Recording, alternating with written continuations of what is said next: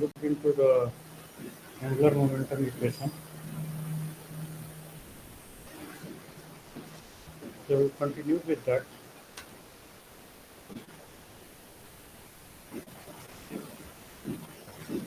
So what we derived last time is the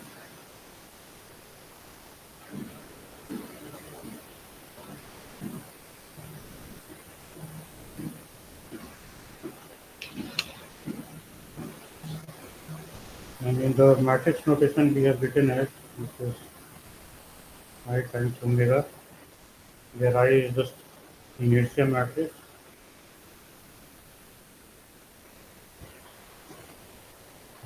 which is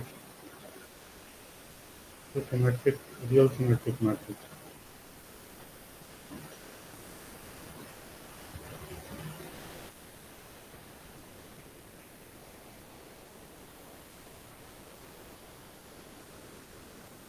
Okay, and in the vector notation, the same thing can be written as where I double bar in this case is the inertia dialectic,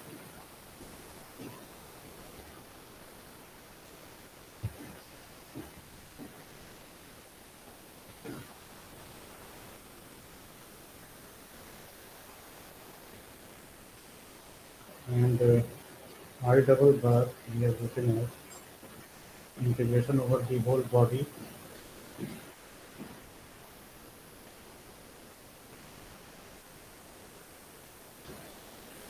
for the I matrix we have written as this product we use rho square rho. So we make it rho.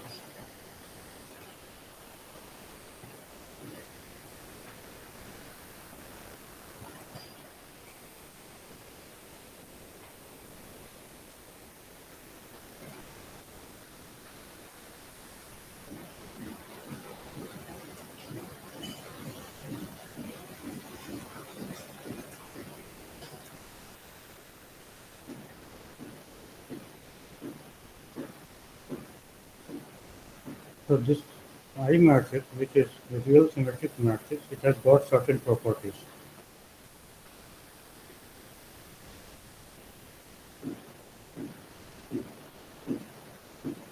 Eigenvalue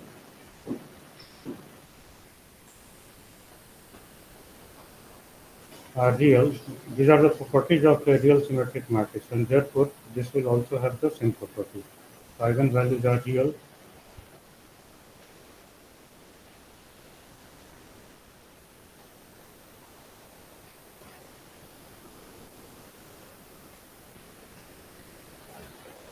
This can always be chosen to be real.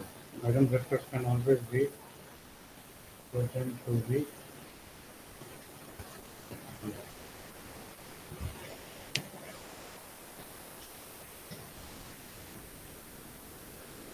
This is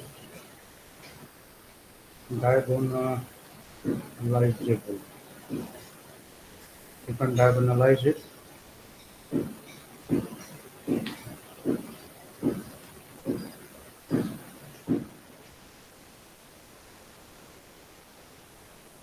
It possesses a diagonal orthonormal eigenvectors. Okay. So it possesses a complete set of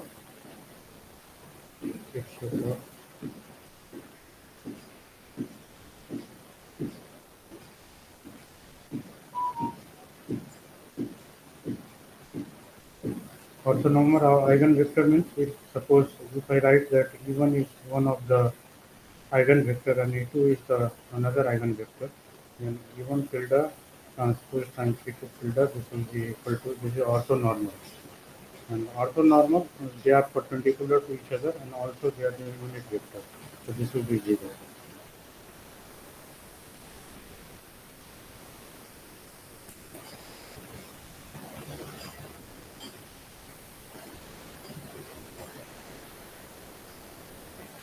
Okay, and then we can write also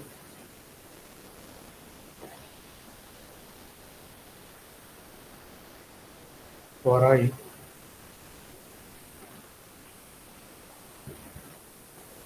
there exists an n into n, here in this case n equal to 3, real orthogonal matrix, which we call as the modal matrix, M, such that M transpose I times M, this becomes a diagonal matrix. So for convenience, I am not, let us write it this way. But simply without using this bracket, you can indicate it. Where D is a diagonal matrix.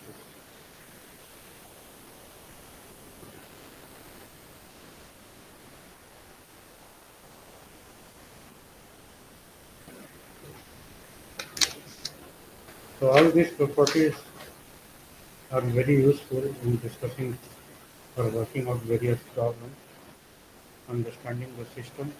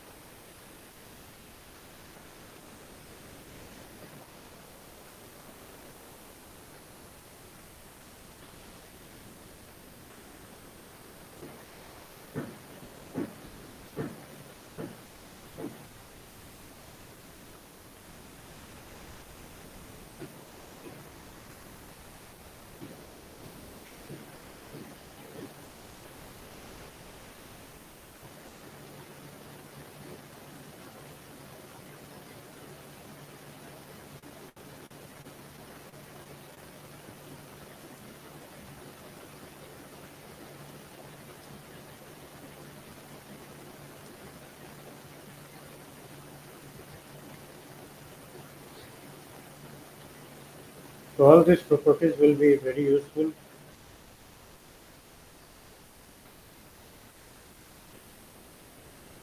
Eigenvalues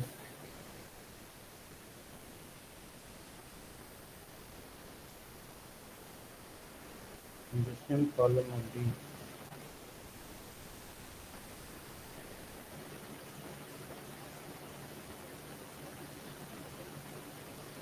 image here.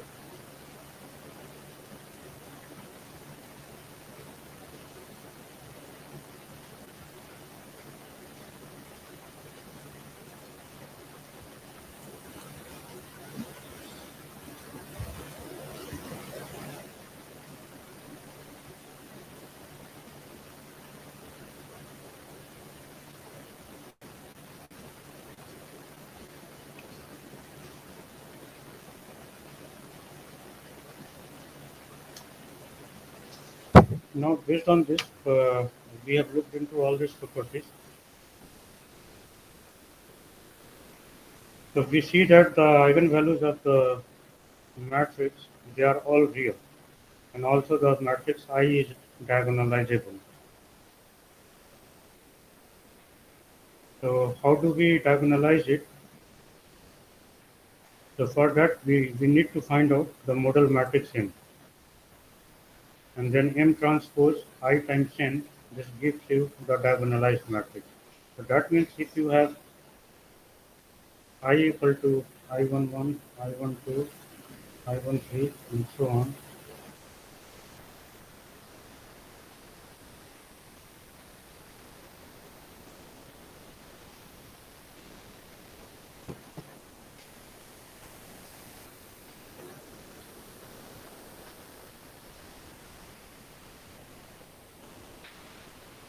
Okay, so if this is the I matrix, so it can be diagonalized, and in diagonal form it can be written as I1, I2, I3, where I1, I2, I3 are the eigenvalues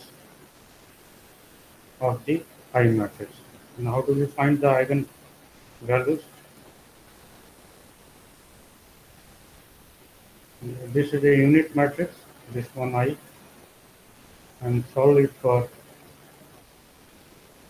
this. This is the way we solve it. we write it in this way, so then we can solve it. What will be the value of the lambda? So all this lambda 1, lambda 2.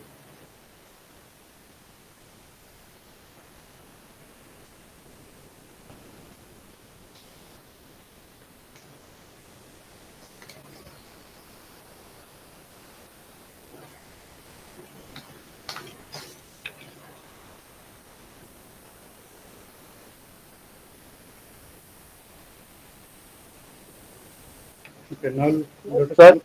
Yes, sir, could you just go to the last page for 1 minute? Sir, so here, you have written one matrix with I like I1, I2, I3 in the diagonal. What is this matrix called? I will come back to that again. Okay. So if we write here H equal to I times omega tilde, so we have a reference frame, say E1, E2, E3, and in this we have vector H and this is vector omega. They are not in the same direction most of the time. Then we have another reference frame which we write as E1, E2, E3, and this in the same reference frame, this vector is indicated by H prime equal to I prime omega tilde prime. But because they are the same vector, so H prime magnitude, this will be equal to H, because this is the same vector being seen from different reference frames. Similarly, this omega. Now, as you know that omega tilde prime, this can be written as A times omega tilde, where A is the direction cosine matrix. This I hope you know it. Yes, sir.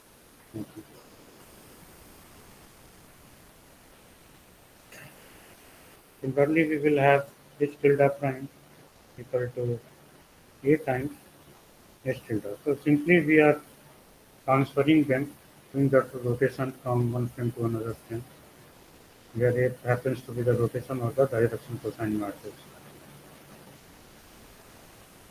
Therefore, H tilde prime A times H tilde. A times H tilde. Now we insert here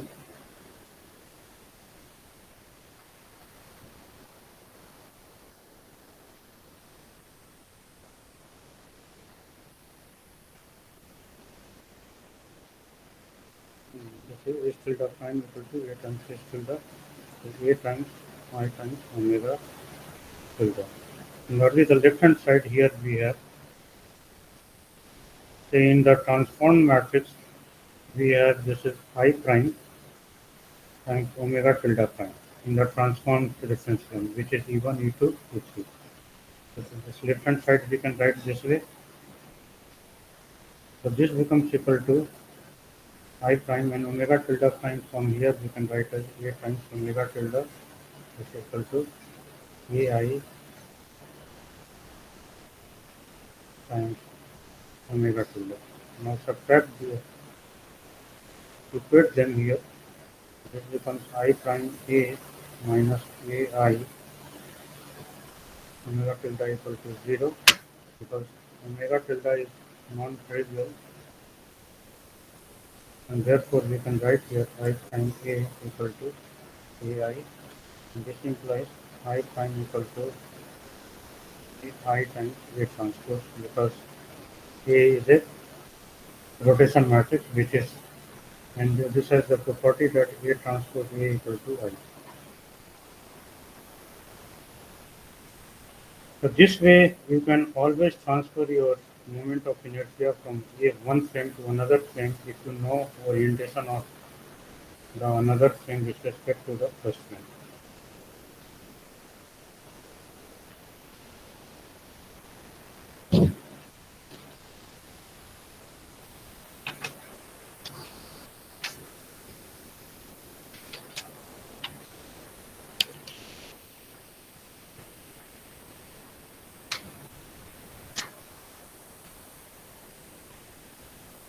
Now in the previous one, what was your question? Uh, Sir, this I1, I2, I3 is the like the matrix of the eigenvalues. So why are we needing this, like, to calculate Uh, which which uh, matrix? uh, this I matrix, as I told you, this can be diagonalized using the model matrix. So you are getting a diagonal matrix. So why we are interested in this? Because I matrix is having diagonal and off diagonal terms also. I13, I31.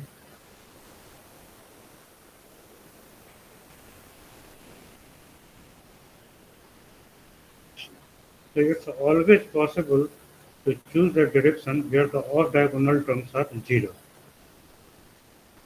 And once we choose like that, in that case, we write this in this format, or either it can be, once it's a diagonalized, so basically in the diagonal form, this appears like this, I1, I2, I3, D equal to this. Okay, sir. Okay. So in this form, these are called the principal moment of inertia. Moments of inertia. These terms I1, I2, I3, these are the principal moments of inertia.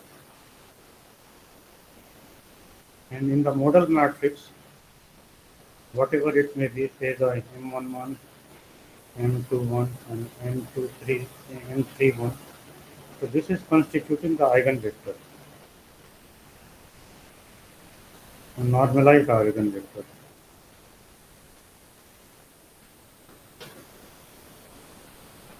And corresponding to this eigenvector, this is the eigenvalue. Corresponding to the second one, this is the second one. So corresponding to this, this is the second one. The third column, similarly, this is corresponding to the third column. Now, what is the significance of this? The significance of this is, let's say you have one cube here.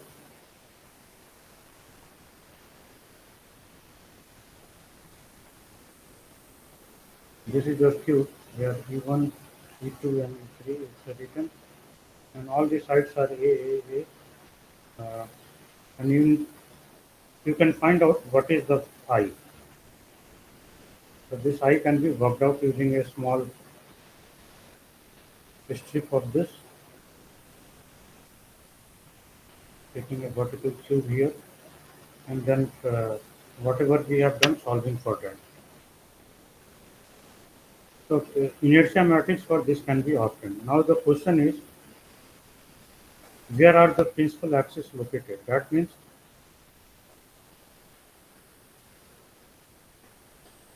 when we will get the matrix in the format inertia matrix in this format I1, I2, I3.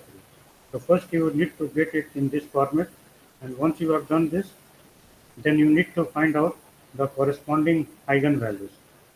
So if you get the corresponding eigenvalues, so this gives you the principal moment of inertia, and corresponding to this, whatever you get here in the model matrix format, so these are not normalized eigenvectors, so that constitutes your model matrix M, and you can check that if M is operated, uh, if this matrix is operated on by M, then this gets reduced to this format. So here in this case, then whatever you are getting, this is say the V1, this is V2, and this V3, or M1, M2, M3, whatever you can write. So these are the eigenvectors, and these eigenvectors then indicate the principal axis direction. So say if this is the principal axis direction, let us assume. So E1 prime, E2 prime, and E3 prime. So E1, E2, E3 prime, this is the direction cosine of the E1 prime. This becomes the direction cosine of the E2 prime, and this becomes the direction cosine of the E3 prime. Got the point? Yes, sir. So the eigenvector that gives you the direction of the principal axis, where it's located with respect to the original axis. And the eigenvalues, they are the moment of inertia about the principal axis. So about this, the moment of inertia, other terms will not be present, only one term will be there. Similarly, about 2, we will have only one term, and this happens in the case of when the symmetry is present, like in the case of a cylinder, E1, E2, E3. So you will see that here we have mr square 1 by 2. This is the moment of inertia about this axis, and about these two axes mr square divided by 4. So I1, I2, I3, and there is no extra thing here. So about this axis you will not have any cross product because of the symmetry. As we were discussing in the aircraft, because of the symmetry, the off diagonal terms they cancel out except the IXZ. So similarly here in this case. So whenever symmetry exists, you can find out the principal axis direction. So in the case of similarly the sphere, so you have the x, y, z. These are the principal axis direction. So in general, uh, for at any point, if you are trying to find out the principal axis direction, so one set of the principal direction will exist. But here in this case, if you look into this, because the symmetry exists, so because of this symmetry, at this point, you will see that even if you rotate the axis, you are getting the same moment of inertia. But here in this case, it will not happen. Here at every point in the body, you will have a unique set of axes which are called the principal axis. At every point, you will have only one unique set of the principal axis, and accordingly the principal moment of inertia. So we conclude this part here.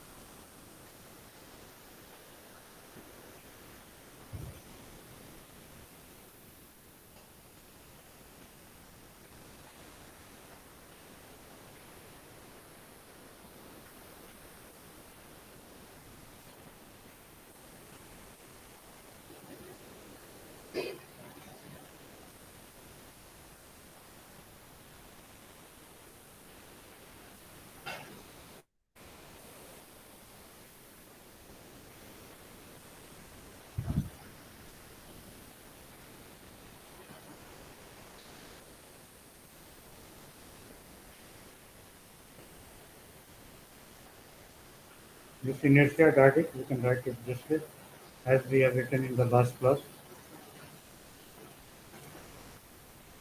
either in terms of alpha, beta, or I, j.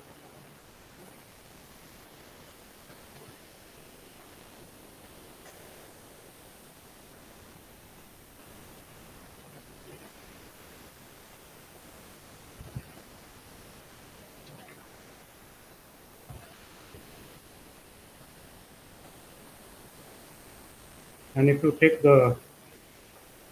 this is the dot product with omega, so you get the H vector. You can check it by writing, expanding this E1 cap. This will be E1, E1 comes like this will come. Putting I j equal to 1, it will be I1 2, E1 times E2, then I1 3, E1 times E3 cap, and so on. So total 9 terms will be there, and then take dot product with omega 1 E1 cap, omega 2 E2 cap plus omega 3 E3 cap. So what you get here, the h vector. And this h vector is going to be the same as we get it from this expression, where in this case you write in the matrix format as I21, I12, they are the same.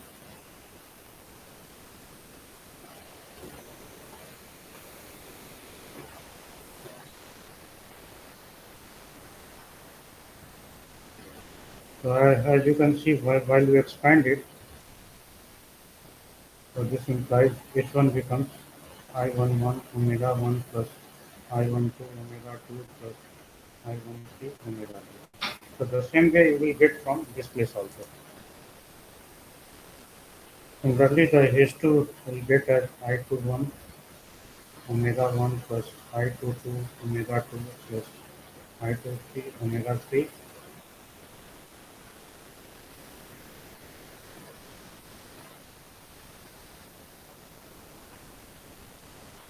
3 times omega 2. So this is your angular momentum vector.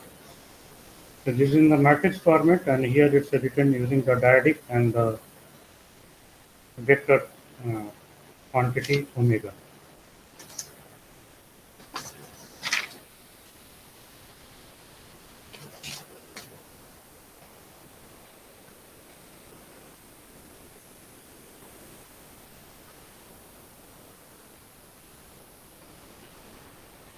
So already we have discussed the properties of the eigen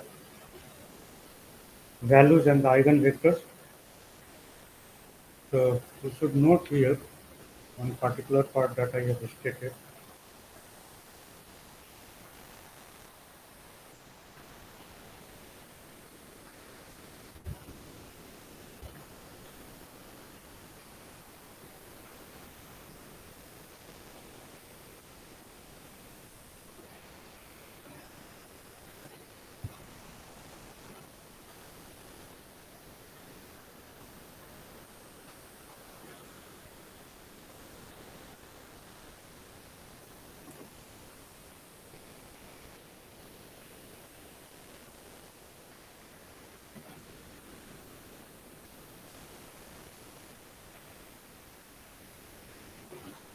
So as we were discussing in the case of the cube,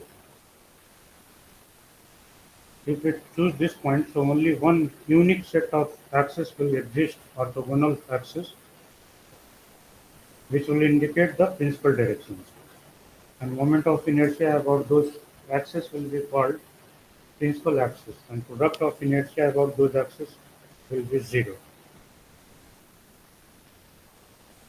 But so happens only in the case of the cylinder and sphere, where the symmetry exists, that even if you rotate the axis, point is the same, but you can say that there are multiple axes are existing about which the inertia is the same. But if you look here into this place, rotating it about this axis, it does not matter.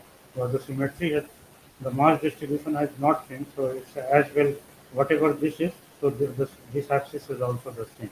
It's not different. But here in this case, this is not applicable.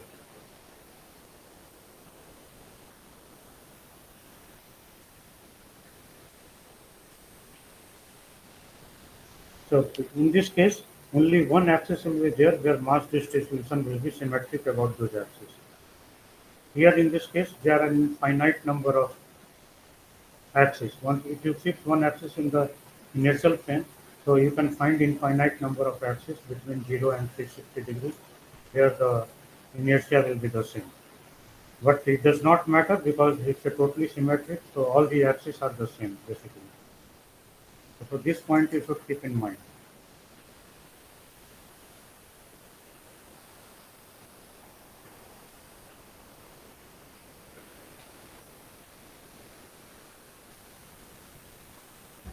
And then the principal axis direction, principal moment of inertia, we solve by writing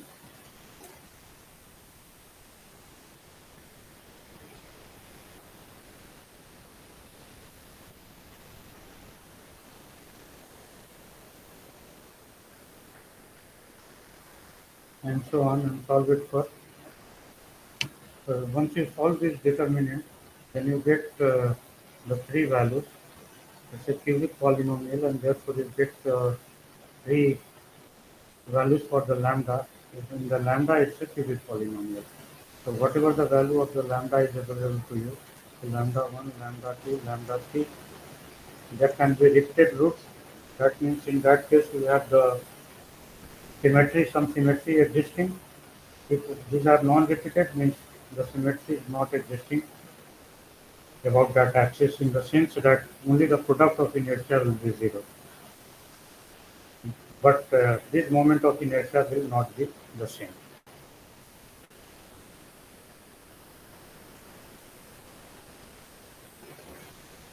So this cubic polynomial and three moments of inertia.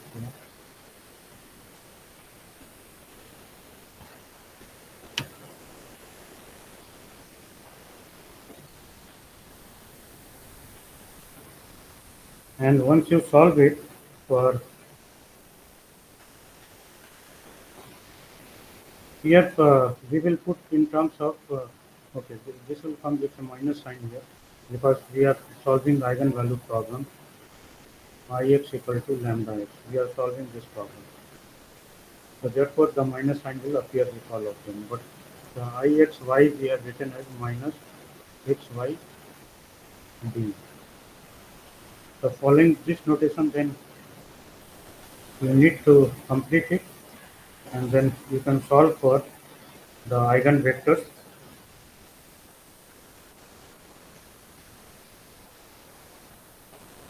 This is corresponding to say the lambda one.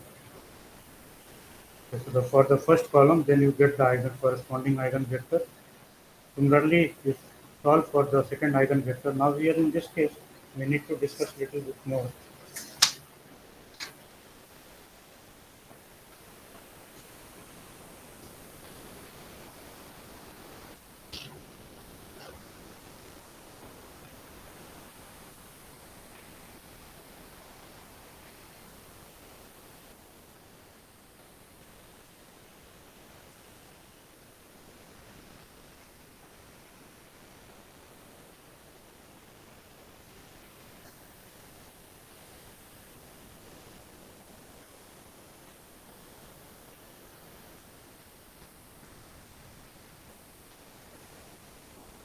Like xy from here, and then this y z.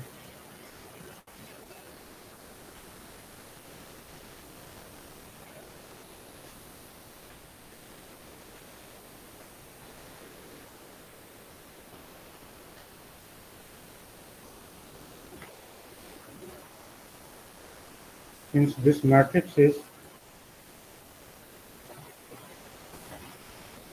singular. Why singular? Because we were solving this problem, I minus uh, lambda. So I minus lambda I, where I is this is the unit matrix equal to 0. So for the non-trivial solution, we must have this quantity as 0. So determinant of this must be 0. So this is the singular quantity, singular matrix, and therefore since this matrix is singular, hence the equation that forms A11, A12 and A13 as the equations corresponding to this do not have unique solution because it's a what in the control you say that rank efficient. Only then the determinant will be zero.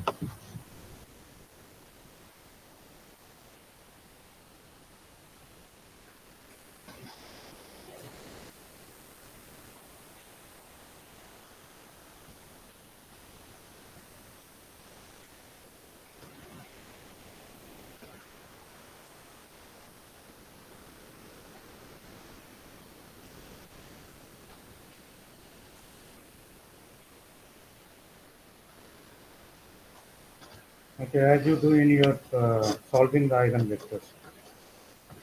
However, if we impose, however, if we impose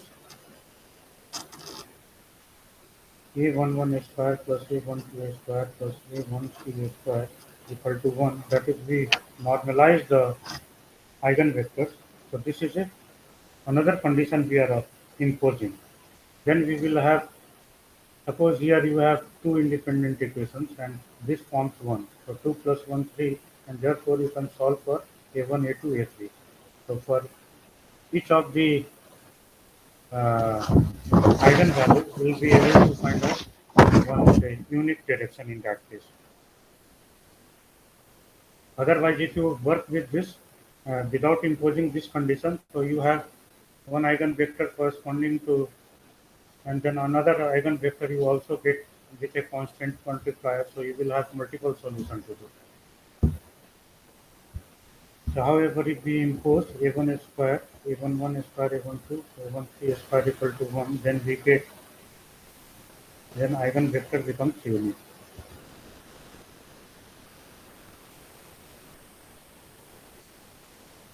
And defines the principal axis direction uniquely.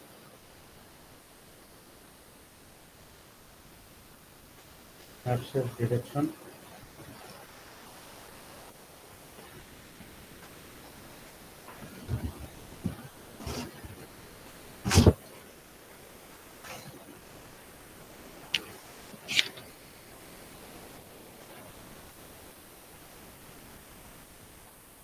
And whatever the components we are getting here, A11, A12, and A13, so they also become the direction cosines for that particular axis.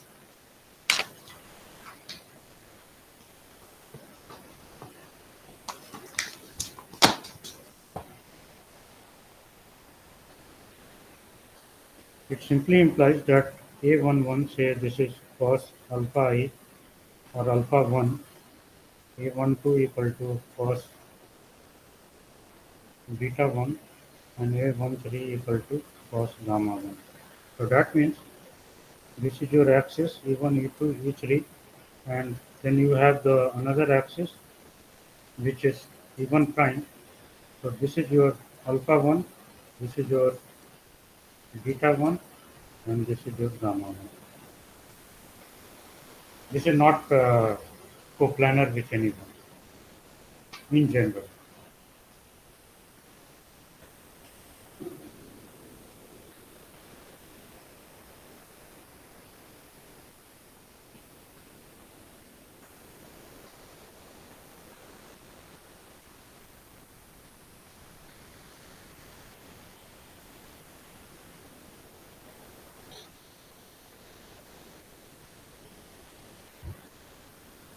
It's okay. Yes, sir.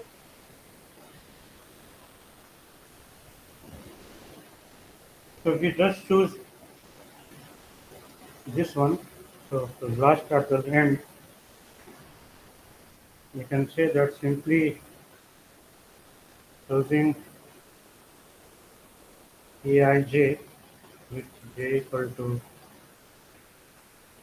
1, 2, 3. So corresponding to I equal to 1, 2, 3, where I corresponds to the lambda, different values of lambda, and then solve for.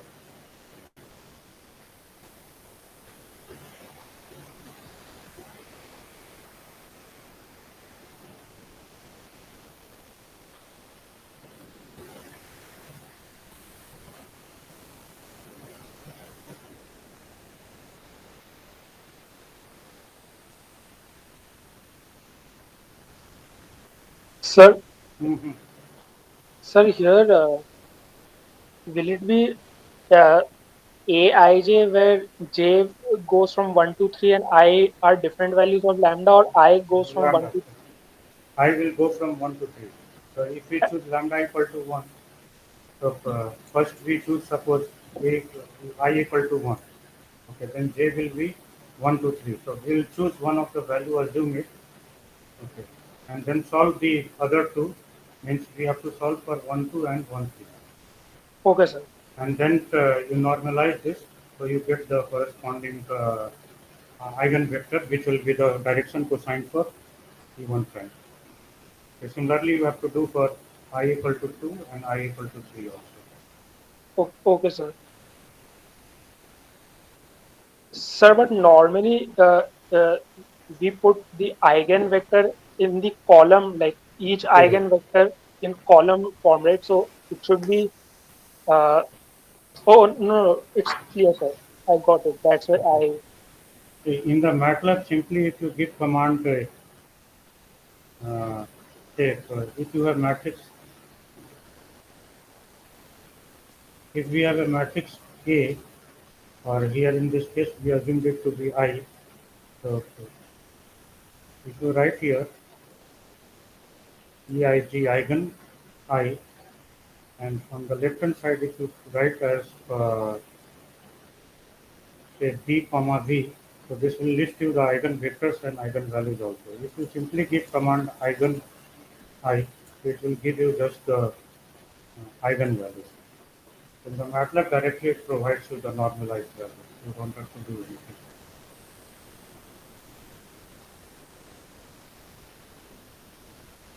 Now in this context we can have further look into this. H equal to I double bar omega dot.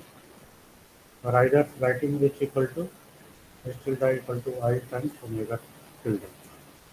So vector notation, matrix notation. So in general,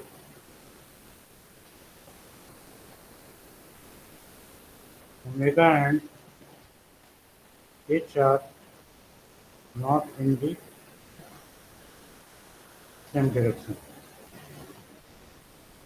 Reason is very simple, because omega tilde is equal to, or omega vector E1 cap omega 2 E2 cap plus omega 3 E3 cap.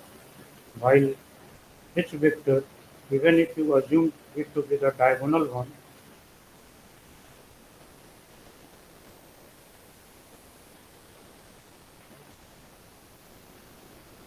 so this becomes I1 omega 1, I2 omega 2, I3 omega 3, and therefore H vector becomes I1 times omega 1 E1 cap, I2 times omega 2 E2 cap, plus I3 times omega 3 E3 cap. And obviously this vector and this vector, they are not in the same direction. So in general, omega and H, they are not parallel to each other. In certain cases it can be.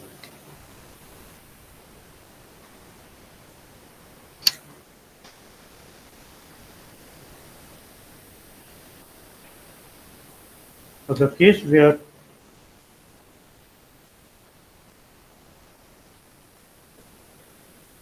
H tilde is equal to I omega tilde, where I is the matrix. So the case where this is parallel to omega tilde, say here this is a constant. So we can write here in this way. So this indicates that H tilde equal to lambda times omega tilde, or in the vector form, this is lambda times omega. So in this case, both are parallel to each other. And this happens only in the case where the rotation happens about one of the principal axes. So this also you can write from this place as I minus omega tilde minus lambda omega tilde equal to 0, and this implies I minus lambda. So this becomes a eigenvalue problem.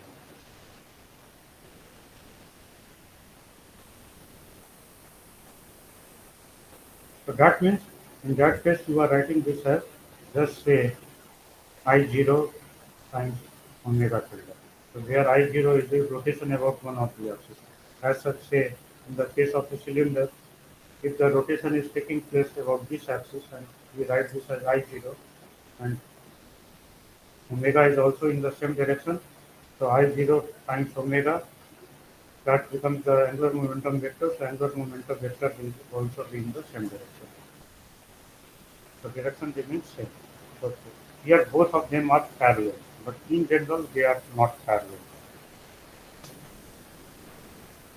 So these are some of the fine points you should remember.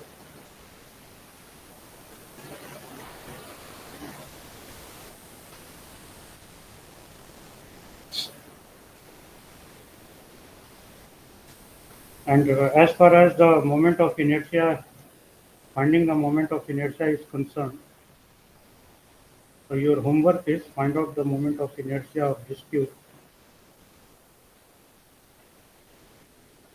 assuming this is x direction, y direction, and z direction. So find the moment of inertia, and then find the principal moment of inertia. Okay, so this is your homework.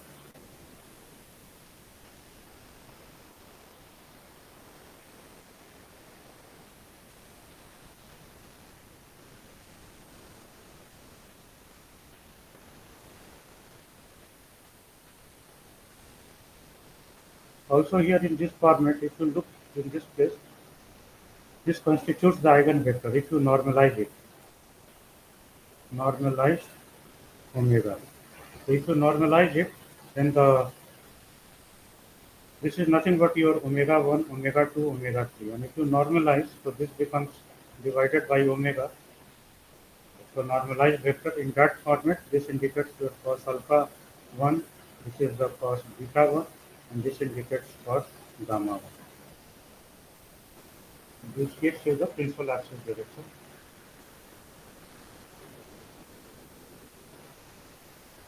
But see the way we are working. The principal axis, you should be very careful in considering this.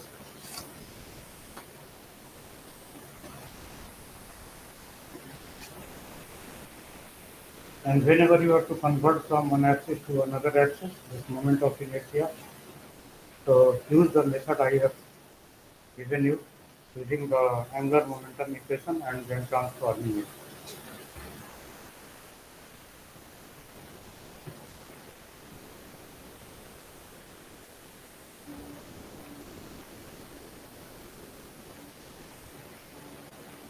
Now we are looking to the angular momentum, then next is the kinetic energy.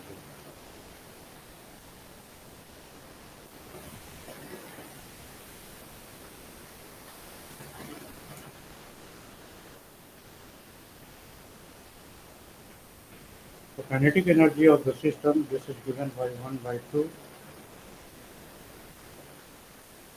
V dot V d.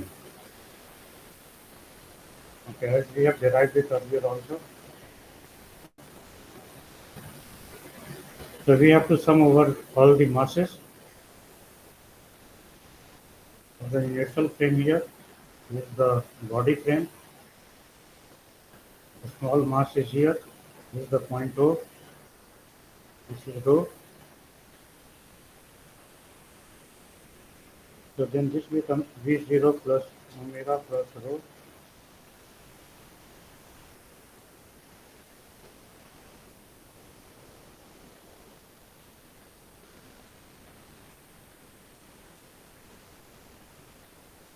And once we expand it, and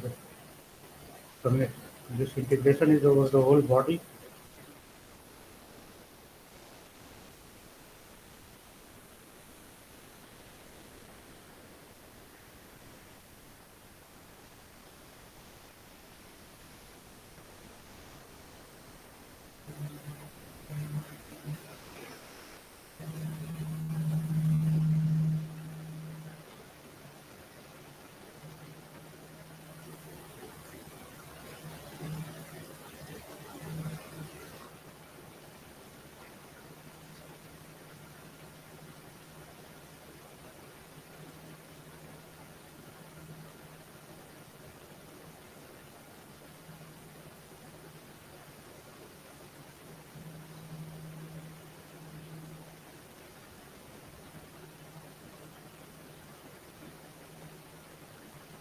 This quantity is simply 1 by 2 times V0 square. This quantity is zero if you choose the origin at the center of mass. This quantity is zero if O is at center of mass.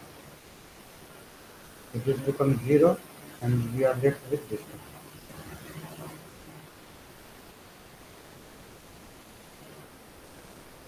So you can identify this is the kinetic energy is related with the translational motion, and this will be the kinetic energy related with this is the kinetic energy related with the rotation, and this we need to work out.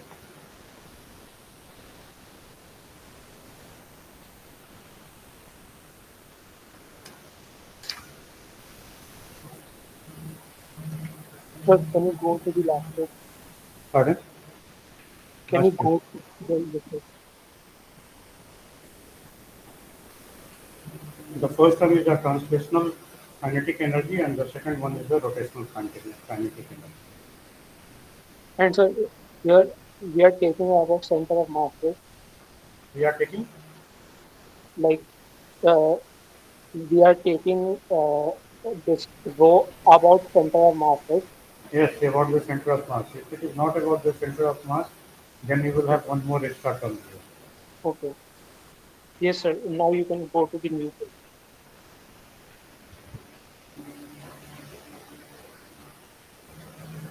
So we have the rotational kinetic energy. This is given by 1 by 2 omega cross rho dot. This can be simplified. Let us say that we write this as A cross B dot C in this format. So this will be A dot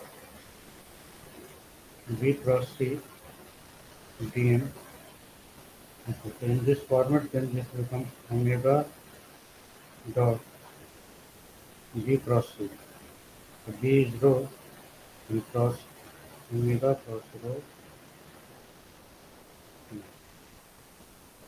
Omega is not dependent on dm, so we can take it outside and write it this way.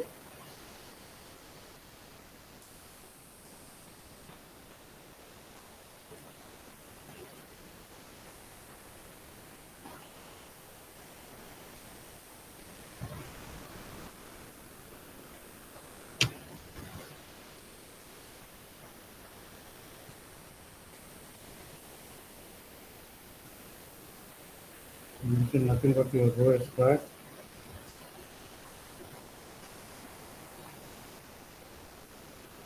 If you see, this has got reduced into the moment of inertia format, either write in the terms of the matrix notation or the dyadic format, both are okay.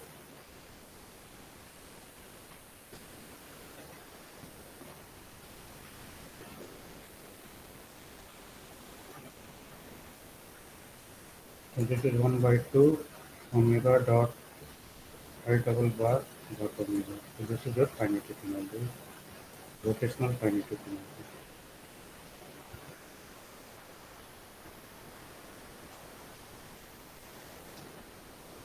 In the matrix notation, the same thing we will write as 1 by 2 omega transpose I times omega, because this quantity is nothing but I times omega. Okay. Simply you can see that I double bar times omega, this is in the matrix notation I omega, and also this constitutes one vector. Let us say this is the Q vector. So 1 by 2 times omega dot Q, then this can be written as 1 by 2 times omega transpose U. So therefore, in the matrix notation, though there is a proper way of converting from dyadic to the matrix notation, but unnecessarily doing mathematics, there is no use. I can go using the dyadic mathematics and then work out the whole thing, reduce it to the matrix form. But simply by taking this shortcut, you can always write from one format to the other format. So this u is nothing but here I omega, so write here in this. So 1 by 2 omega transpose I omega.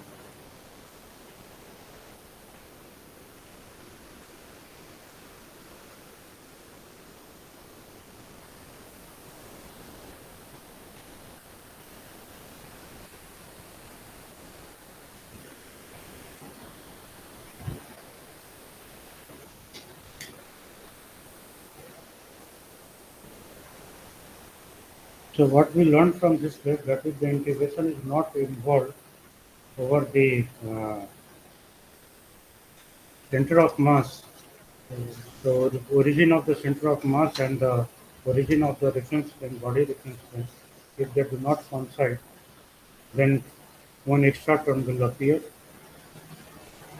So another day, after finishing something, so then I will try doing that part when the center of mass is not coinciding with the origin.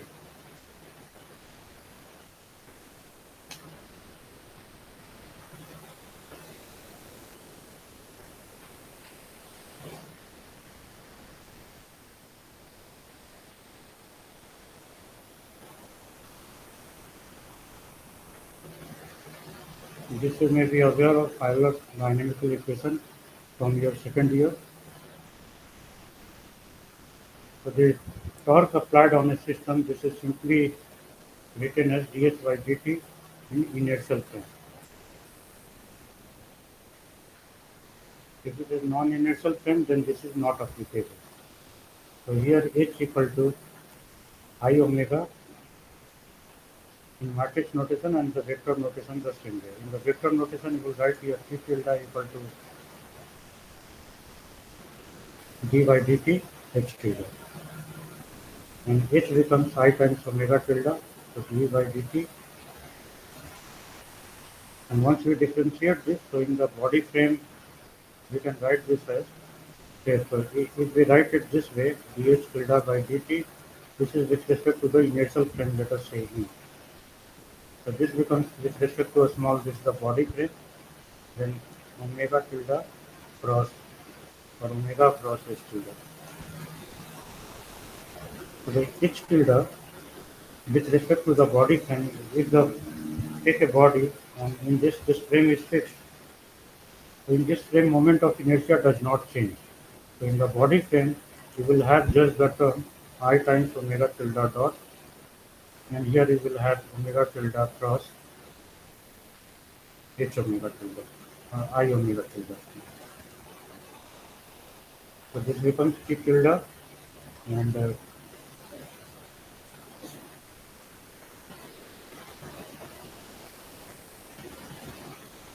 quantity which is present here, uh, quite often it's a customary to write it like this: I omega tilde dot equal to P tilde plus with minus sign omega tilde cross I omega tilde, and this quantity is written as S omega tilde.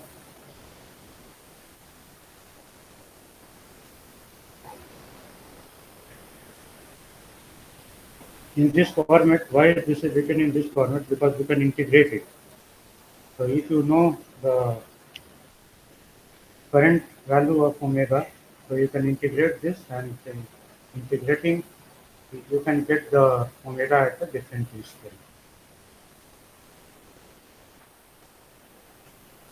Here, this one is a skew symmetric matrix.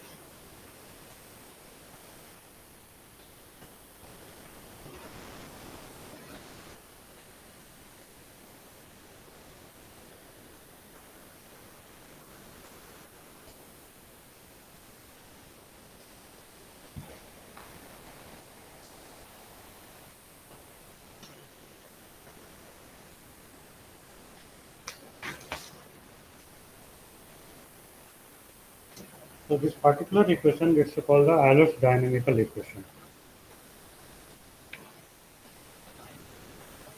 We can have a look from the,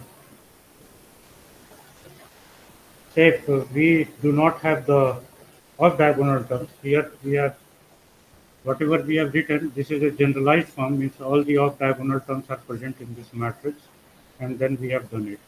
But if we assume it that we do not have the diagonal terms, so it's a little easier out of another way also we can do it. Otherwise, it will take a lot of time in carrying out all the terms together.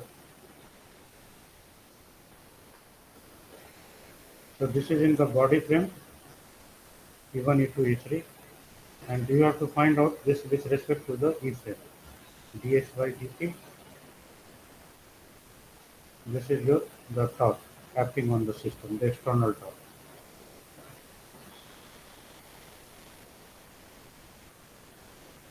So once we differentiate with respect to the reference frame here, dh1 by dt,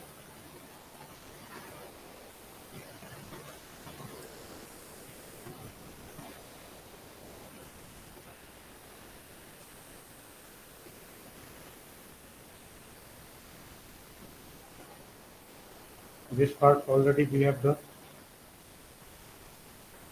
into cap plus s3 times omega cross s2 cap.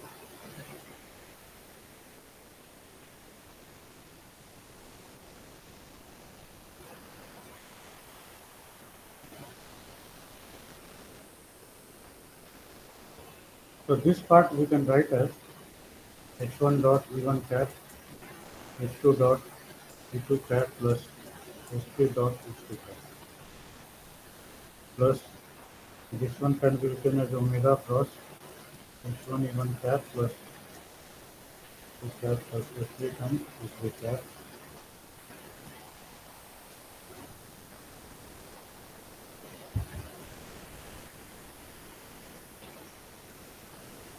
Simply in short notation we indicate it like this, and this part becomes.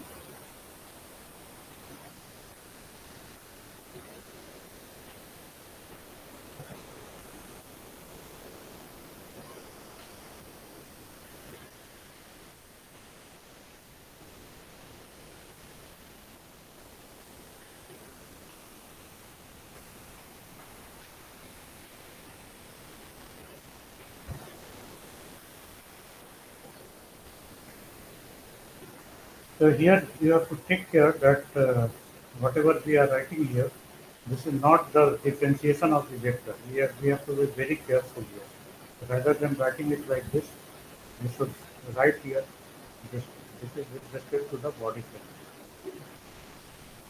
Because only the magnitude is being differentiated, not the vector term. Vector term is coming on this side. So your the rate of change, this is called the uh, what its name, transport equation in mechanics.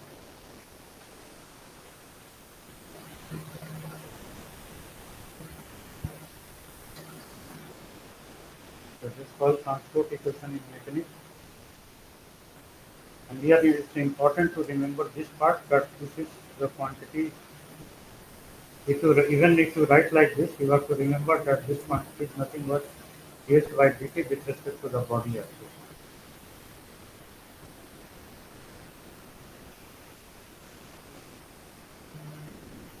Because you are just differentiating the magnitude, not the vector.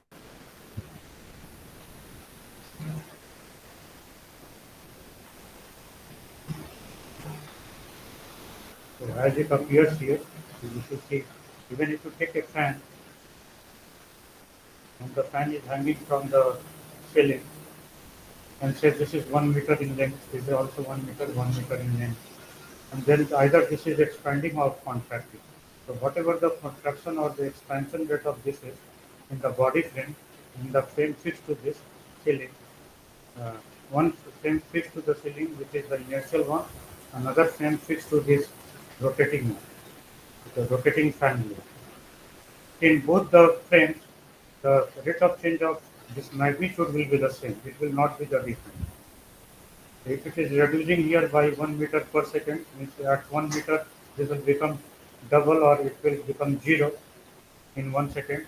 So that means it will also be the same in the inertial frame. And therefore, though we have done the differentiation with respect to the inertial frame, but ultimately we are writing this part with respect to the body frame. Okay, because both are the same. And the other part then comes here, omega process. So omega process is nothing but your I omega. So this we have written, and this can be written as minus s omega tilde I times omega tilde, where s omega tilde is a skew symmetric matrix. So this part is called the Euler's dynamical equation. So whatever we have here, T tilde equal to I times omega tilde dot plus omega tilde cross I times omega tilde. This is Euler's dynamical equation.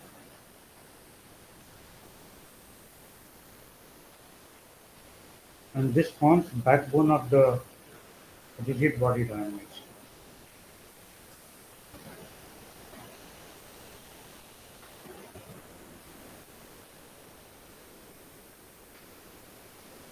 If you have non-rigid bodies, then accordingly we have to treat. And there will be more terms involved in this, but the process will be the same.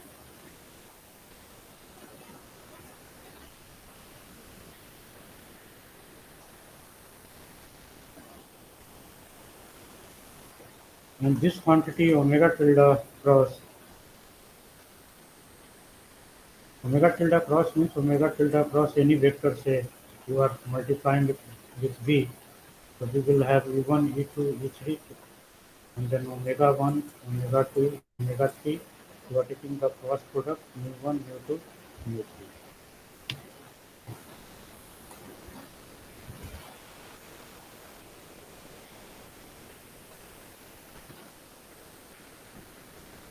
Omega 3, mu 2. So here in this case, this nu indicates your I omega, which is h.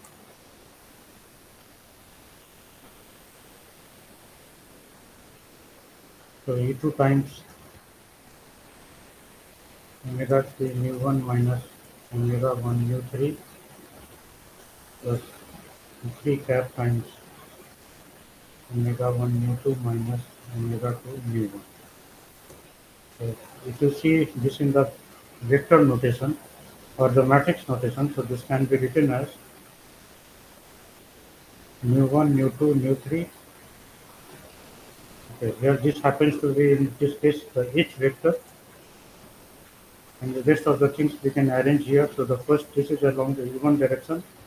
So we have here omega 0, 0, 0. This will come as a skew symmetric matrix.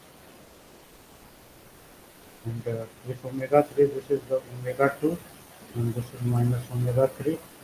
So same way, we will have omega 3 here. If you complete it, this will be minus omega 2, minus omega 1, and this will be omega 1. So if you assemble them, so it will come here in this form. So this part, it can be written as I times omega tilde dot minus s omega tilde times I omega tilde, because here the new vector, this is nothing but your h vector, equal to I times omega tilde. So if we rearrange it and write it this way, so this implies this quantity equal to s omega tilde plus I omega tilde plus t tilde.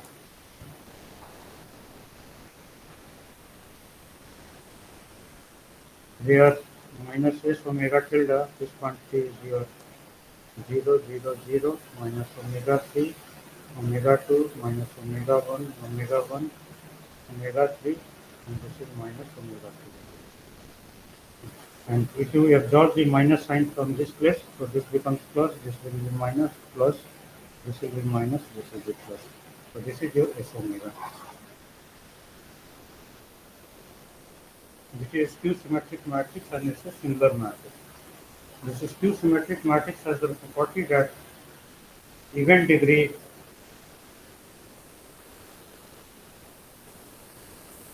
will be non-singular, while the odd degree or odd number of rows and columns here is a square matrix. So odd degrees will be singular matrix.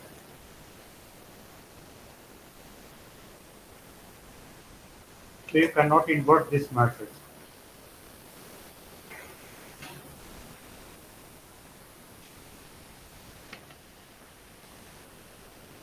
So to conclude this part, here our Euler dynamical equation, it appears as T tilde equal to minus S omega tilde I times omega tilde plus I times omega tilde dot, where this omega tilde is nothing but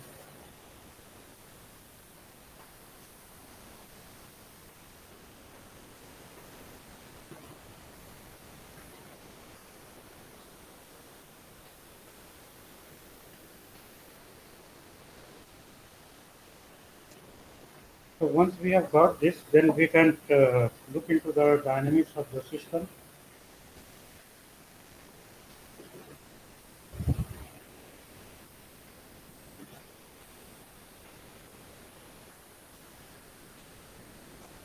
But before we look into the dynamics of the system, we need to get to know about the sequential rotation.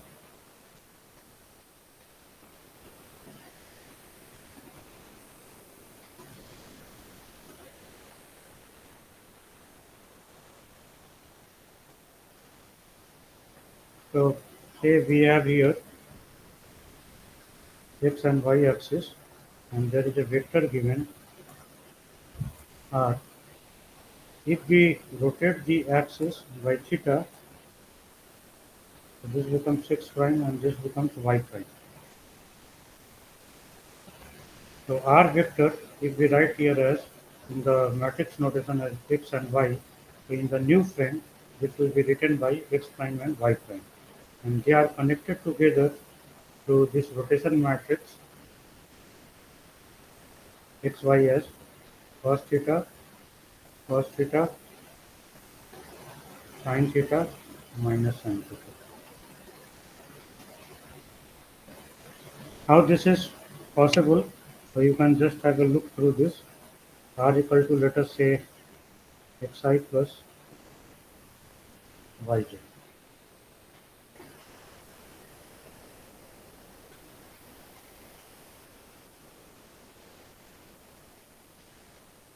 Various ways of working out this problem. Also, R in the new frame we can write as, if this has been rotated by theta, and let us say this angle is alpha from this place. So this angle will become alpha minus theta. So in the new frame, this can be written as x prime.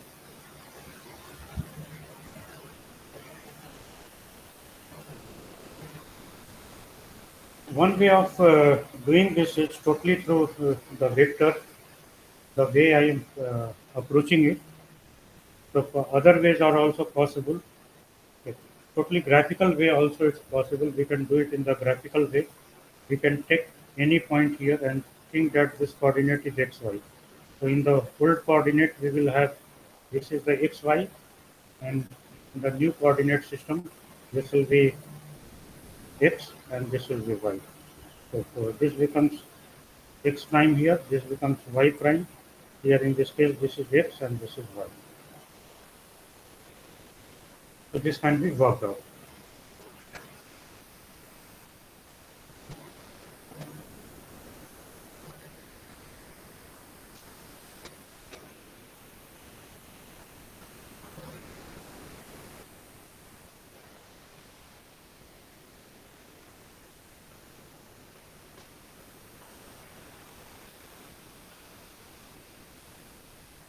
So the same vector, this can also be written in terms of x prime, I prime cap, and y prime and j prime cap.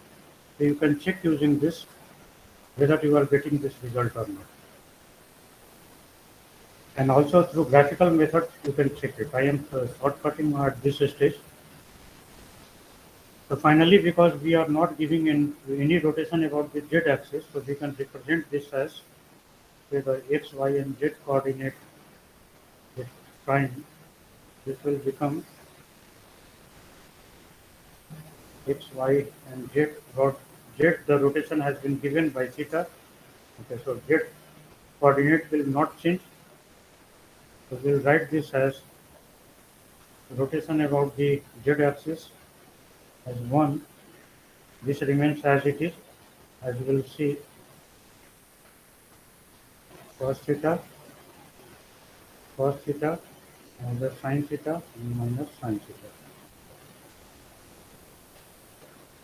So z is remaining unaltered, and only x and y this is getting altered. So this can be generalized to form here like the rotation about the x-axis.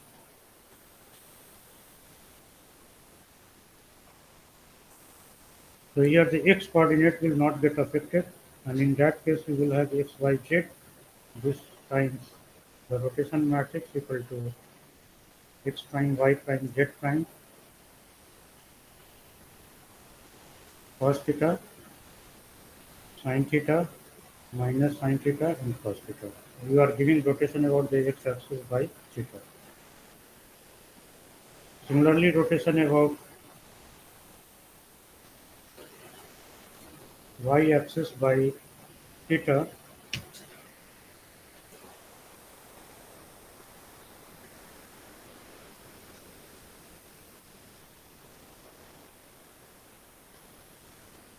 Here the difference will be cos theta remains the same.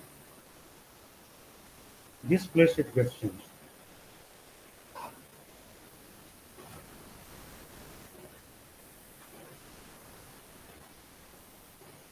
So this minus sign from here it has gone here in this place.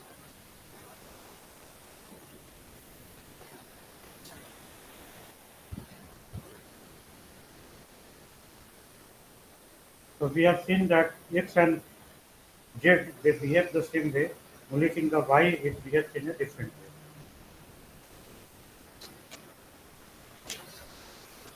Now if we give three sequential rotations, say the first rotation we give about the z axis and which we indicate by z, write this as the psi. The second rotation we give about the y axis and write this as by theta. The third rotation we give by phi about the x axis. So this is the total rotation here. This is the rotation matrix, and the rotation matrix has the characteristic that it's a orthogonal matrix. As you see here, R say the Rx we have written. This is 1, 0, 0, 0, 0, cos theta, cos sin theta, minus sin theta, and cos theta.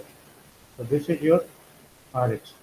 So Rx transpose times Rx. This will be 1, 0, 0, 0 c theta, s theta, 0 minus s theta, c theta, and times write this way because already I have written here this way. So either both way it's okay. And here 1 0 0 then 0 c theta s theta and again 0 minus s theta and c theta. Multiply it. The first one this becomes 1. From here we will have 0. This will be 0. The Sir, other one also. Okay. sir, you've gone to the Okay. new Okay. page, I guess. Completely it's shifted. Okay, so if we multiply these two, so we get here 1, 0, and the next one will also be 0. Then we, using this we have 0. This is also 0. For this row we get as p theta square plus s theta square, and then for this also we get 0. This part will constitute 0. Here this is also 0, and then this is minus minus s theta, so this becomes s theta square plus p theta square. So this is 1 1 1, or diagonal terms are 0. So this rotation matrix has this property. So here if you have the multiplication of three of them in the series you are giving. First you are giving rotation about the third axis. That means you have a vector say nu, on that you are operating by rz psi. So this is leading to a new vector, nu 1. Then on nu 1, then you are operating by ry by theta. So this is leading to nu 2. And then on nu 2, you are operating by rx phi, so this will lead into mu 3. In the sequence you have given this rotation. And if you take here RR transpose, so this becomes Rx Ry Rz times Rx Ry Rz transpose. And this gives you Rx Ry Rz times Rz transpose, Ry transpose, and Rx transpose. So this quantity is identity, and thereafter this quantity is also identity matrix, and this also becomes identity matrix, so this is identity. So this also remains orthogonal. So this is the property of the rotation matrix, that there. So this is called the orthogonal rotation. Remember, this is very important. Orthogonal rotation. What we have done right now. Without this, this is not valid until unless it's an orthogonal rotation. And what does mean by orthogonal rotation?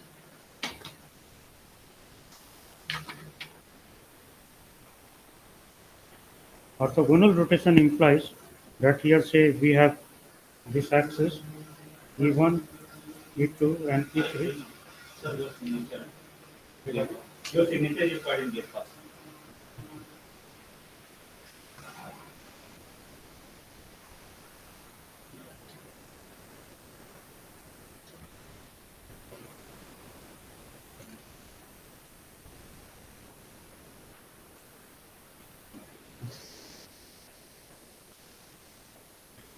So we have here E1, E2, E3 axis. So first rotation you are, let us say you are giving about the Z axis as we have chosen.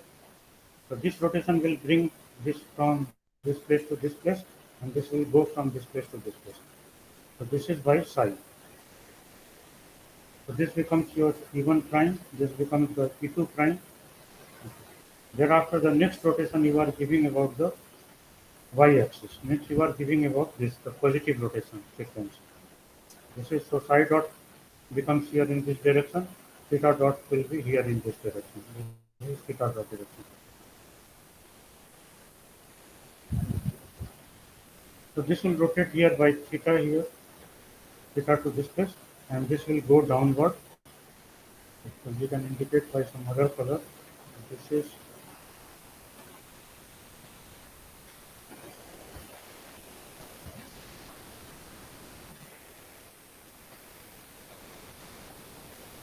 sorry, not this part. This is going downside because we are rotating about the P2 prime, so this will go downward.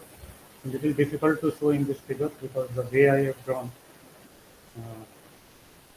so it will just go inward like this. Okay, and this will come from this place to this place by theta. So here this angle will be theta. The next rotation you will be giving about this axis by 5. So this is E1 prime, and along this direction then this is E1 prime, and this is E1 double prime. This is E3, and E3 prime lies along the same direction. This becomes E3 double prime, and then once you give rotation about this axis, so E3 triple prime also lies along the same axis. This will go like this. It comes outside, and this also goes like this. So you can E2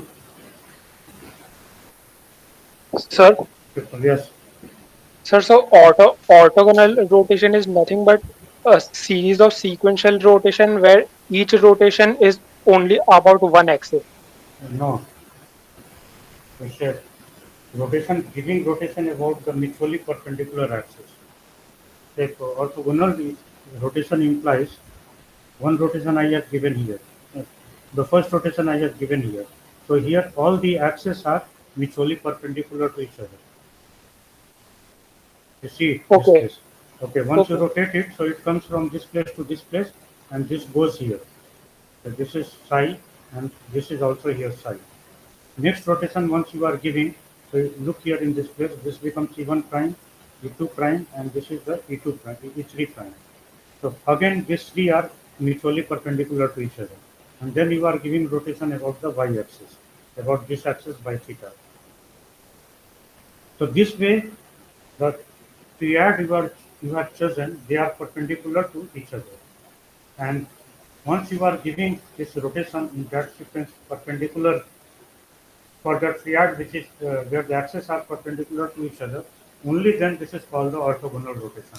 On the other hand, if we have axis like this, which is, let us say this is 60-degree angle, and this is also not like this. From here it makes say 70 degree. So some trapezoidal shape. So in that case, this does not become orthogonal rotation if you give me a sequence of rotation about the three axes.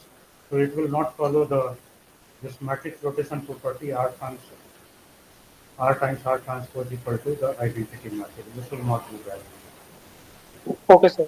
Okay, so this thing you have to keep in mind that the mutually orthogonal rotation implies that the triad you are using, they are perpendicular to each other. Okay.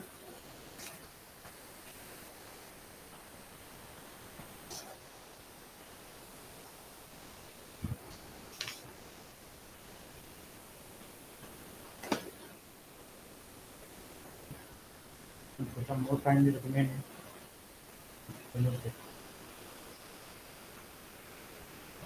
So here in this case, let us assume that x, y, and z, these are the three coordinates, or it may be some other thing. And this needs to be converted from one frame to the another frame. So as I told you, the first rotation you are giving about the z axis by psi. Sir, it's over it. Writing on the same page.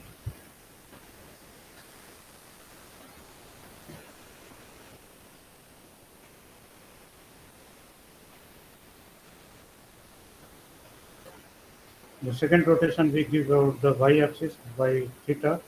In the third rotation about the x-axis by phi. So we get here x prime, y prime, z prime. So this is the coordinate in the rotated frame. Got the point? Yes, sir. Okay. Now question arises, another question is here that we have a frame here E1, E2 and E3.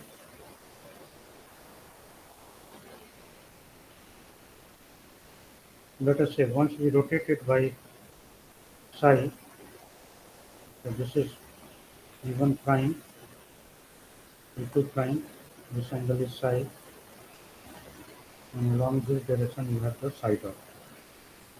And E3 prime lies along the same direction.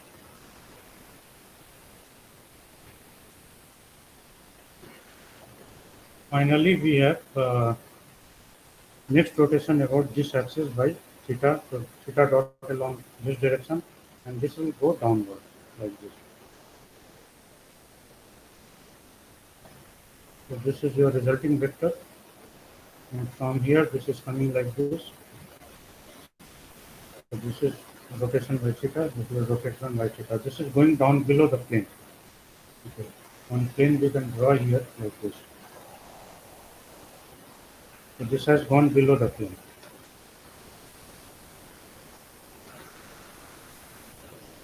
So E1 prime, then this becomes E2 prime and E2 double prime and E1 double prime and E2 double prime. This is E3 double prime. Next rotation we choose to give about this axis, and therefore phi dot will be along this direction, and this will come out. Then if you go to something like, the rotation will take place in here, and you can show it like this.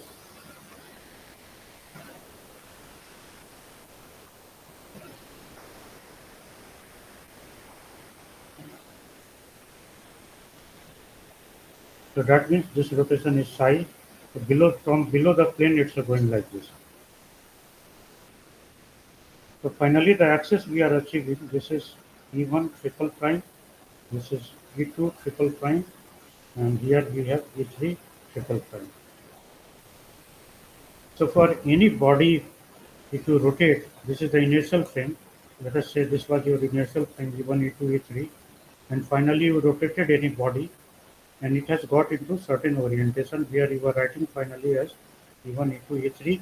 This is equivalent to here E3 triple prime, E2 triple prime, and this is E1 triple prime.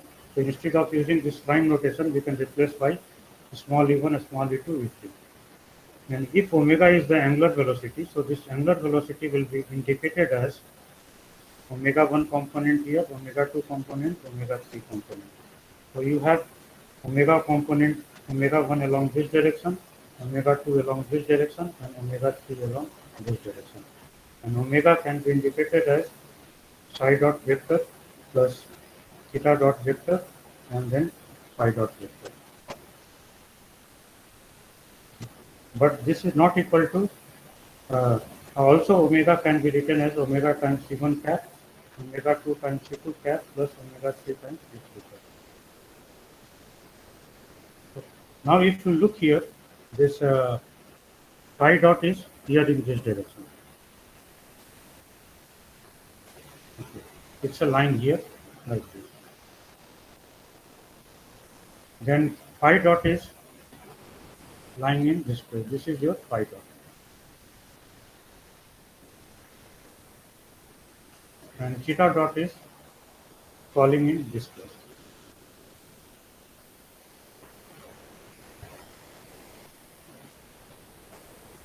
So if we want to convert this psi dot, theta dot, phi dot to omega 1, omega 2, omega 3, so we cannot give these three sequential rotations. Okay, this x, y, z is for the coordinates, not for the psi dot, theta dot, phi dot. We cannot do this. What is the reason?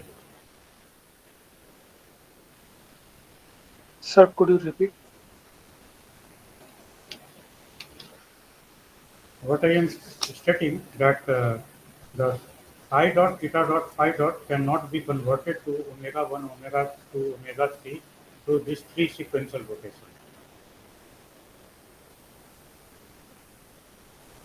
It's not possible. Okay, what is the reason? Sir, whatever transformation we did, that was for position vector. Like, That is, those are referring to three perpendicular axes. Here, psi dot, theta dot, and phi dot. They are not perpendicular to each other. Okay. The psi dot and phi dot and theta dot direction that you see here. This is the theta dot direction. This is the psi dot direction and phi dot direction. They are not mutually perpendicular to each other. As it's very clear.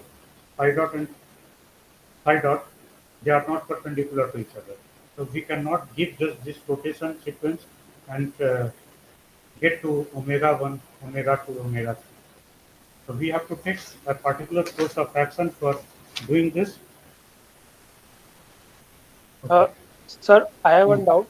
Hmm. Sir, this rotation, psi, theta, and phi, you are giving this rotation about mutually perpendicular axis. Hmm. So, like, how are these, then how are psi dot, theta dot, and phi dot not mutually perpendicular? Like, uh, We oh, draw another page. no, sir, I got it. Like, every time after rotation, uh, the coordinate will change, and about that new about that new axis, you will be giving rotation. So it won't If be per. x, y, z we can convert to another format only through the orthogonal rotation. So here x, y, z are referring to, this is the x, y, and z, three orthogonal axes. But here in this case, this is your psi dot and this is your phi dot. Angle between them is theta. And somewhere here, your theta dot is lying.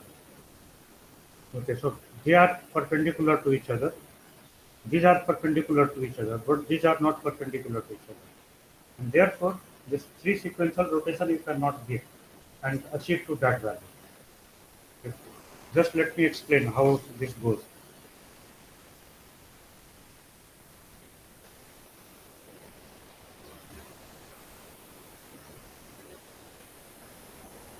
Say we have started from E1 axis, E1, E2 and E3, and then we have given the first rotation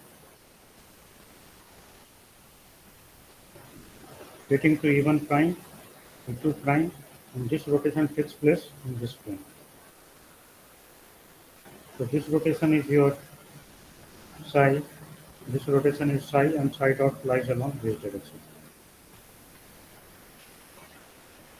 Thereafter, we are giving another rotation about this axis by theta.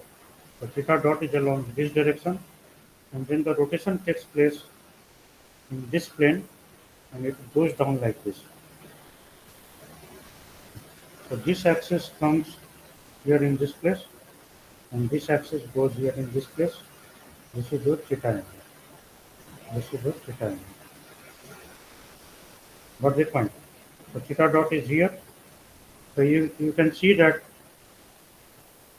this angle is 90 degree and this angle is also 90 degree. Yes, sir. Got Finally, it. finally you are giving rotation about phi, about this axis by phi dot. So this is E2 prime, E2 double prime, E3 prime, E3 and E3 prime comes here, and this is E3 double prime comes here, and E3 triple prime will also be in the same direction. E1 prime, E1 double prime, and once you rotate about this axis, then this will move out and it will form one plane which looks like this. Okay. So this rotation from this place to this place and from here to here. So this rotation is by phi angle, this rotation is by phi angle. This is going out of the plane. Figure is not very good, obviously, but the concept is correct. So this is E2 triple prime.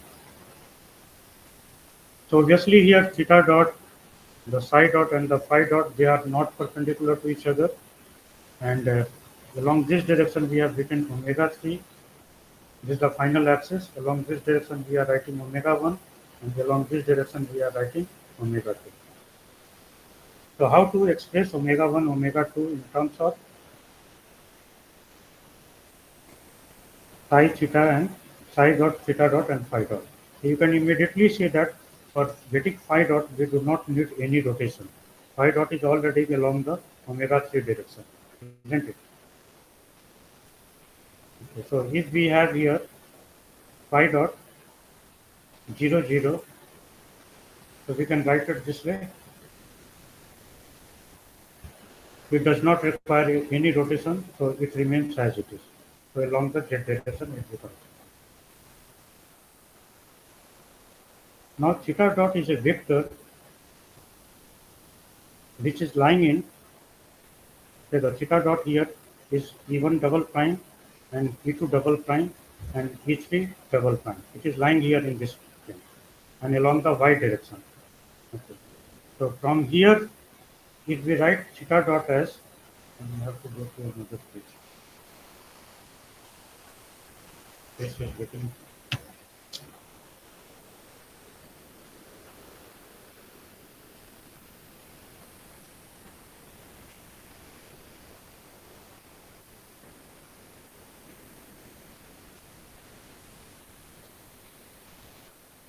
So for theta dot, we require only one rotation, and theta dot is along the, here in this case, y axis. So we write here,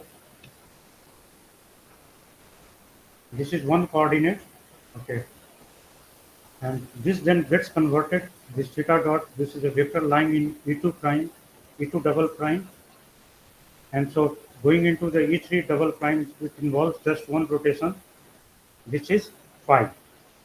And about which axis? This we have given about the z axis. So therefore this becomes 1, 0, 0, 0, 0, 3 phi cos phi, t phi, s phi minus s phi. So this is the another rotation for converting theta dot to the final axis, E3 triple prime. Finally, what remains is converting psi dot, which is along the z axis. So psi dot is along the, first we have given about the z axis, and then again we have given about the next rotation we have given about y-axis. Okay.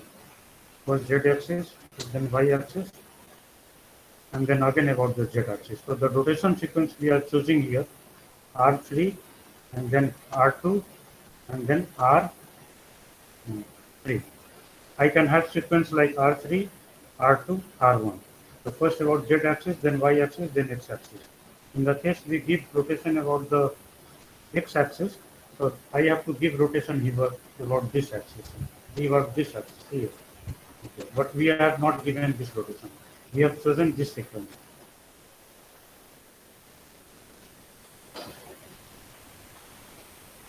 So for converting here, this psi dot is lying here, psi dot 0, 0, this is a vector, and how this will be converted? The psi dot is a vector which is lying in E1 prime, E2 prime, and E3 prime sphere.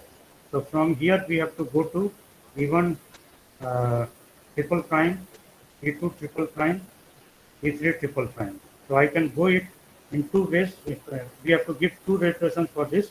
The first rotation is theta, the next rotation is phi. So we give rotation theta, which is about the y-axis. So y-axis rotation 1, 0, 0.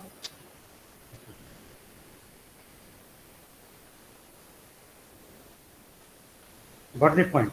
So we have to go from this point to this point, and I can go it by two rotation, first giving by theta and the second by phi. So theta is about the y-axis, so we choose accordingly. So this is c theta minus s theta, and then we will have s theta. And finally, rotation by phi, which is about the z-axis. So rotate about the z-axis 1, 0, 0, 0, 0. Then this rotation is about the by phi. Okay. So C phi, S phi, and minus S phi.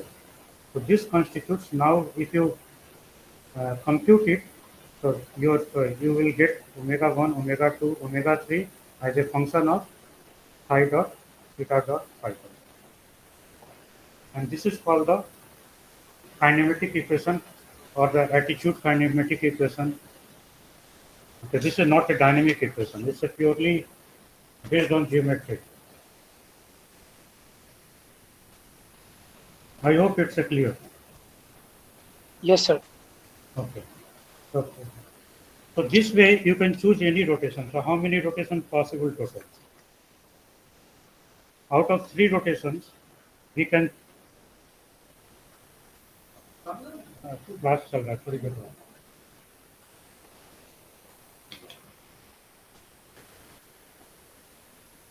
So we have total 3 rotations possible, 3 degree of freedom. Okay. So the out of 3, the first rotation we can choose in 3 ways. Okay. Next rotation, so let us say that phi theta phi. So the first rotation we have chosen the psi. So the next rotation I can choose from only these two. So let us say I am choosing theta. So this can be done in 2 ways. Okay, either theta or phi can be chosen. Okay, once we have chosen theta, so next rotation again can be chosen from psi and phi. So this can also be done in 12. So total 12 ways.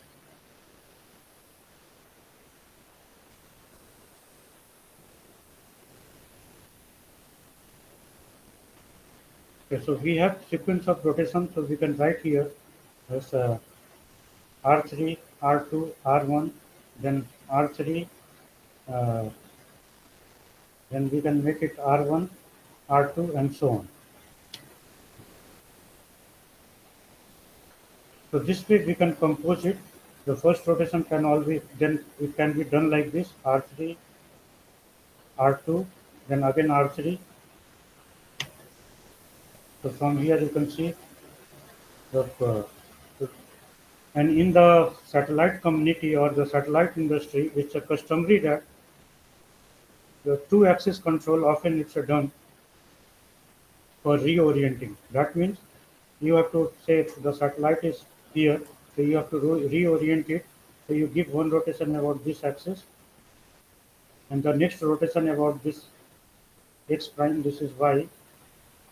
So this is y prime, This is Z here, and Z prime along the same direction.